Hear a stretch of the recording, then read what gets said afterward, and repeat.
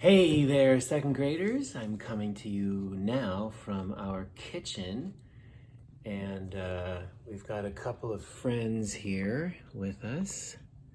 That's Simba and Chompers. I'm using their cat perch to put my phone on, so they're probably a little annoyed with me, and hopefully they won't knock over my phone. I wanted to read another installment of Flora and Ulysses. Let me see here. Sunny side up. No, donut. Okay, last time we read The World in All Its Smelly Glory. Today is chapter 28, The Giant Donut. "You'll have to leave the squirrel in the car," said Flora's father as he pulled into the parking lot of the Giant Donut. "No," said Flora, "it's too hot." "I'll leave the windows down." "Someone will steal him." "You think someone would steal him?" Her father sounded doubtful, but a little hopeful. "Who would steal a squirrel?" "A criminal," said Flora. The criminal element spoke often and passionately about the nefarious activities that every human being is capable of. Not only did it insist that the human heart was dark beyond all reckoning, it also likened the heart to a river.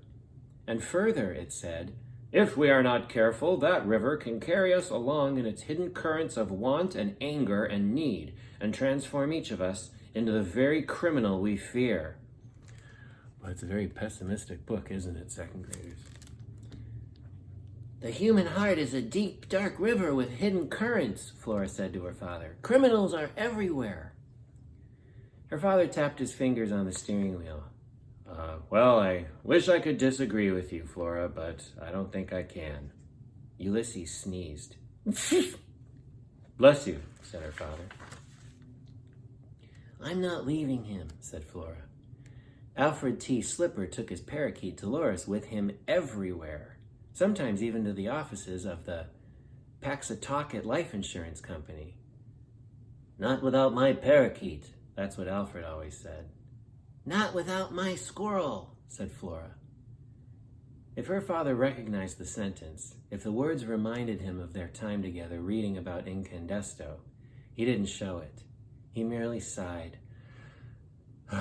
"Bring him in then," he said, "but keep the lid on the shoebox."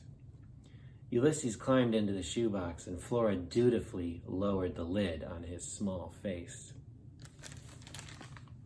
Picture there. You see him in the shoebox?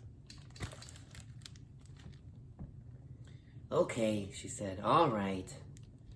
She climbed out of the car, and then she stood and looked up at the giant donut sign. "Giant donuts inside," the sign screamed in neon letters, while an extremely large donut disappeared over and over again into a cup of coffee.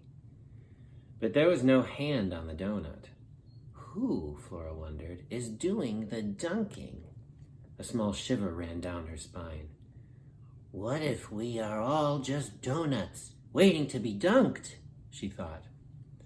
It was the kind of question that William Spiver would ask. She could hear him asking it. It was also the kind of question that William Spiver would have an answer for. That was the thing about William Spiver. He always had an answer, even if it was an annoying one. "Listen to me," she whispered to the shoebox. "You are not a donut waiting to be dunked. You are a superhero. Do not let yourself be tricked or fooled. Remember the shovel. Keep an eye on George Buckman." Her father got out of the car.